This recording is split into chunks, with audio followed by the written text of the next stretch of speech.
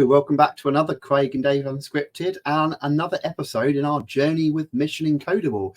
So if you've been following us, you'll know today we're on to level 7 and we're doing these videos along with Harry and Anna, who I'm bringing onto screen now. Thank you again and welcome back. So just to remind everyone where we're up to, today Harry and Anna are going to be taking through what we call level 7. So supercharge your strings with built-in Python methods. And I know I said it before, but just a reminder, these levels are completely synced with our resources at Time to Code. So at this point in Time to Code, we also introduce string manipulation. We probably call it something boring, Dave, like string manipulation. They've called it something much more interesting. But enough about us. This is about Mission Encodeable. So Anna, yeah, just give us a little overview, please, of level 7.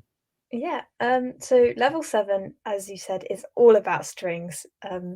We do lots and lots of different string methods, kind of string manipulation. We also do a bit of kind of classifying if a string has like letters in it, for example, numbers, that kind of thing. And it's just really in depth, all kinds of things. Harry will go over it in a bit more detail, but that's kind of this level. And it means that hopefully you or your students, if you're watching this and you're a teacher, will really understand and be able to get to grips with it. Because I know that it can be quite fiddly, and certainly in my class at school and me as well, we found it quite difficult occasionally, like things like string slicing. So hopefully having that all in this level will make it super easy, and it will really get it kind of everyone will know exactly what they're doing, hopefully, by the end of this level. And also, I think that the projects are really nice. Harry will go through them a bit more. But I know we say this every time, but I do think they get better and better. But this time, all about strings. And I will hand over to Harry. Thank you, Anna. Right, hopefully you can see my screen. So, as ever, start page of level 7. And I think the first bit we'll go through will be the capstone project, because as always, we let students actually run that. There's an embedded REPL here. And in the capstone project for level 7 is the Caesar Cipher hacker. So I think if you look at Time to Code, you'll see there is some kind of Caesar Cipher program in there, but we've kind of gone for the reverse. So what we do in ours is if you've got a message that's encrypted using the Caesar Cipher kind of algorithm, then we can help you decrypt that. And it'll basically go through all the 25 different possibilities of that message, depending on the alphabet. So it's trying to think of a message that we want to decrypt. It's a shame I don't have one prepared, but I could have used Craig and Dave's encryptor for this. But I will just enter the word hello as a little sample. And what you can see is it's gone through every single one of the shifts that we have available. And these are all different ones that it could be. So all you need to do is look through this list and find out which one it looks like it's going to be. So obviously, because I've entered a real English word here, I'm not going to get one. But usually what would hopefully happen is you'd enter your encrypted word and then you'd be really satisfied, because as you scroll down this list of gobbledygook, you'd find the one that you wanted. So it's a really nice project, I think, but also it definitely shows the weaknesses of Caesar Cipher encryption. And given that we managed to teach you how to make this, and I think if you're wanting to send things for real that are actually secret, maybe it's not the one to use. But yeah, that's the capstone project. So I will show you now inside the level itself. And we start off doing string classification, which is essentially when you can check the contents of a string. So you can see if a string only has letters in it, if it only has numbers, or if it only has letters and numbers, so no symbols. And there's all kinds of different ones of these that you can do. So if it's lowercase, uppercase, and I think they're all the kinds of things that will come in really handy in all kinds of different situations. And I know like we do teach them all at once, so it might be difficult to see immediately. But I think they're the kind of thing where you have to sort of get them in your little, toolbox of the things that you can do. And then, as the need to use one of these arises, and then you'll know how to do it already. So it's a good thing to learn, I think. So straight in there after the very first step, and we've got a password strength checker for you. So is your password longer than 7 letters? Does it have an uppercase letter? Does it have a lowercase number? Does it have a number? Does it have a special character? Well, all that is using the different classifications that we looked at over here. So straight away, putting that into action, and you can see just how it works. And because this is one of our class projects or our learning projects, I think we're calling them now, it walks you through every single line that you're going to write and explains it all. So you'll understand every single line of the code that you're writing. And also, hopefully down here, I should see that we've got some extensions. So if you do want to take this program further, then definitely it's worth looking at those. So perhaps your program could tell the user what they're missing from their password. I haven't actually put one of my passwords into this. I'm not sure that I'd overly want to, but it's a good reminder that we should all be secure online. Right, so after that project, we move on to uppercase and lowercase. So this kind of ties into the last step. We were looking at, how we can check if a string's all uppercase or all lowercase. Now you can actually make it, all upper or all lower. So that could be quite useful, especially if you want to make sure that a string is all uppercase, for example. If you then use one of these methods over here to check and you discover it's not, then you could go ahead and use one of these. So it ties in quite nicely, I think. But after that, yet another project, which is crazy text. So you've probably kind of seen this online if you've been on any forums recently in particular. This will be familiar to you, I'm sure. But instead of having to sort of randomly capitalize and lowercase using your keyboard, you can just paste it into this really handy program and it will make your message in a sort of random pattern of uppercase and lowercase letters. So it's in this format here. I think Anna, did we discover it was originally from some kind of SpongeBob or something like that? Yeah, I think possibly. Convention. It definitely had something to do with SpongeBob. Not too sure what. I can't say that I ever watched that, but I think that's the gist of it. And I think I'm not going to go through every single one of these because there are an awful lot of steps and that would make this video very long. But I hope that what you're kind of getting the gist of is that there is all kinds that you can do, just with a string. And I know, we teach what a string is all the way in level 1, but actually by the time you get here, I think definitely ready to just learn about all these things that you can do with them. And actually, there are lots of really good projects in here, as Anna said. But I'm not just sure. going to interrupt a second, Harry. Sorry. I mean, I love this again, and I've talked about it before, but the fact that you're right, there's so much in here. There's so much packed in that you can do with strings. And again, congratulations to you guys and Dave for deciding to have an entire level dedicated purely to strings, because we've seen it in exam papers for years.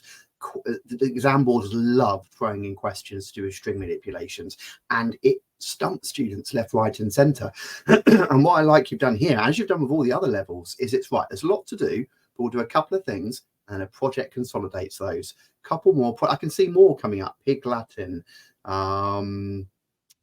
So you introduce a couple of things and then consolidate it. So yeah, I appreciate why you're not wanting to run through all of this in the video, but I think getting a good grasp on string manipulation and feeling comfortable with it is so important. It's such a common one in the exams. Yeah, it is, and I think often it comes up when you're not really expecting to see it. Like I think in ours, it definitely tripped a few, the exam that we sat this year. And I can't remember exactly what the question was, but essentially there's a question with all this sort of logic and the for loops and while loops and whatever. And people came out of the exam not saying that, they'd struggled doing the for loops or the while loops or anything like that. It was they'd struggled doing the one line of the question that asked for them to do this thing with a string. So I think often it does catch people out, but hopefully by having it all in this level here, you'll be able to just see it all, go through it and make sure that you know it all, and then you won't get caught out. If you've got an exam, that is. If not, it's still useful to know, as I think all our stuff is. But yeah, as I say, I'm not going to go through all of this because I do think there's an awful lot of it. And obviously anyone watching, if there's a particular bit that interests you, you can just go and have a look on our website. But are there any bits in particular that you think it'd be worth me calling out, anybody, or showing? I guess I don't know if you think the string slicing is quite, because that's quite unique to Python, isn't it? It's the whole substring people see in exams. And I don't know if you wanted to mention anything about that, Dave, because obviously, Edexcel will use Python, but OCR will teach a reference language, and slicing something which Python is quite powerful, but it's not necessarily familiar to students who aren't using that, or they might not see that in the exam. Yeah, absolutely. I mean, the string slicing and the whole substring part of string manipulation, where you effectively are extracting a string from within another string. That's definitely the bit that students find difficult. But all the languages often do it slightly differently. And in pseudocode, you may well express the string slicing differently as well. And it's one of the questions that we get quite frequently coming through. You've got a question in SmartRevise and I think it's wrong because, or you've got an example of some pseudocode and I think it's wrong because. It's not wrong. It's just that if you have been taught and you're learning Python, then Python does string slicing in a particular way, and other languages do string slicing in a slightly different way. And so when you're writing questions in an exam reference language or in pseudocode, then you're making a general assumption about the approach to string manipulation that might not actually manifest itself in exactly the same syntax in the language that you're actually learning and being taught. And it's a source of massive confusion, actually. With teachers as well, teachers that are less familiar with programming sort of assume that there is one way to do things. Yeah. And often there's multiple ways of doing things. And then there's multiple different ways of achieving the same thing between the different languages. And it just causes an enormous amount of confusion. So if you do find this aspect of programming difficult, then you're not alone. But it's one of those things that you shouldn't just shy away from and think that it's some kind of dark art. Like all programming, it just takes practice and it takes experience. And I think the final thing that I would say about this is, as we've been saying throughout this series about Mission Encodeable, that the learning sequence has not happened by chance. So there's a reason why string manipulation, string slicing is left until level 7. And that's because in level 5, you introduced the concept of an array and a list, and therefore indexing. So by the time you get to level 7, you understand what a list is, or an array, and you understand what an index is. So you can then apply those concepts in a new context, and indexing becomes extremely useful when you get to string manipulation. So it's a gentle introduction to it with arrays and lists, and then a much more demanding use of it when you get to level 7. But it also starts to give you that insight into what's really happening under the hood with the programming languages. Because if you appreciate that a string has each individual character indexed, doesn't that look an awful lot like an array? And in effect, a string is just an array of characters.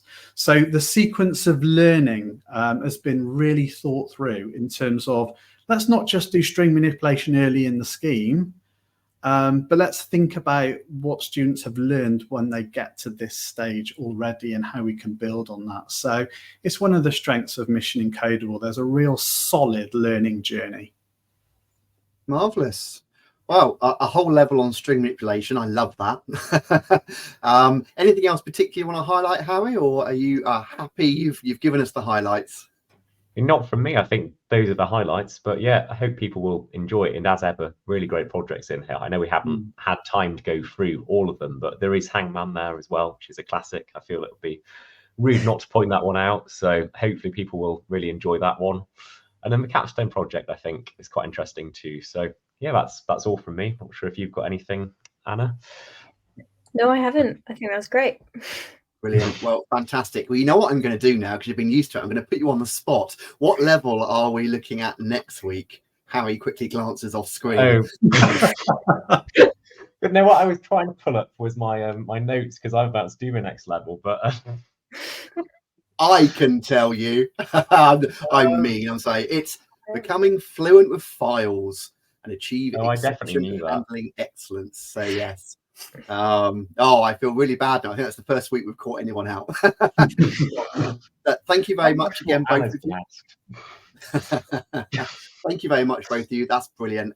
We'll see you again next week when we'll be diving into Mission Encodable's level 8. Bye for now. Thank you.